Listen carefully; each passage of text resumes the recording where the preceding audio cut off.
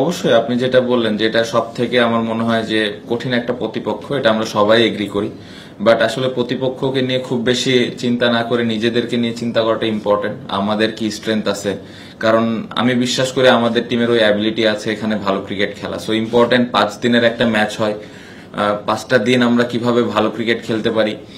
লক্ষ্য তো একটাই থাকে যে আমরা প্রত্যেকটা ম্যাচ জিতবো। প্রত্যেকটা টিমেরই, ইন্টারন্যাশনাল টিমেরই লক্ষ্য থাকে যে তারা ম্যাচ জিতার জন্য খেলে। সো আমাদের ওই সেম লক্ষ্যটাই আছে যে আমরা ম্যাচ জিতার জন্য খেলবো। জিতার জন্য যে জিনিসগুলো করা প্রয়োজন ওই জিনিসগুলো আমরা জাস্ট করব। এবং আসলে রেজাল্ট নিয়ে যদি বলেন, ডে 5-এ লাস্ট সেশনে যে আমাদের রেজাল্ট নিয়ে চিন্তা, সো তার আগ পর্যন্ত আমরা জাস্ট চেষ্টা করব যে আমাদের স্ট্রেংথ অনুযায়ী খেলা।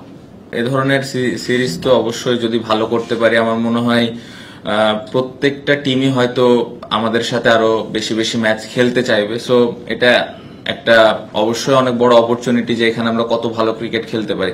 এবং আমি আশা করব যে বাংলাদেশ ক্রিকেট টিম যেভাবে টেস্ট ক্রিকেট খেলছে এখন, আমার মনে হয় সবগুলা টিম আমাদের সাথে খেলার জন্য আগ্রহী হবে।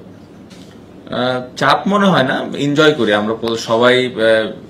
এই চ্যালেঞ্জগুলো এনজয় করি এবং এরকম অপোনেন্টের সাথে অবশ্যই একটা ভালো লাগা তো কাজ করে। ভালো খেললে নিজের জন্য ভালো লাগে, টিম ভালো করলে অবশ্যই একটা দেশের জন্যও ভালো। সো বাড়তি কোনো চাপ মনে হয় না। পুরো আমার মনে হয় প্রত্যেকটা প্লেয়ার এই বিষয়টা অনেক এনজয় করে। চ্যালেঞ্জ তো থাকবে। আমার মনে হয় যে আমরা যখন বাংলাদেশে প্র্যাকটিস করেছি, আমরা এসজি বলে প্র্যাকটিস করেছি।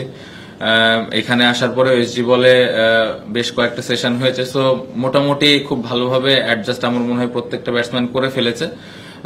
তাদের ভালো বোলিং অ্যাটাক, অবশ্যই চ্যালেঞ্জ থাকবে, বাট এটা নেওয়ার জন্য আমার মনে হয় সবাই প্রস্তুত। আর আসলে বল নিয়ে খুব বেশি মাথা ঘামানোর প্রয়োজন আমার কাছে মনে হয় না, কারণ সবাই ইন্টারন্যাশনাল অনেকদিন ধরে খেলছে। এই ধরনের জিনিসগুলো অ্যাডাপ্ট করার অ্যাবিলিটি সবারই আছে।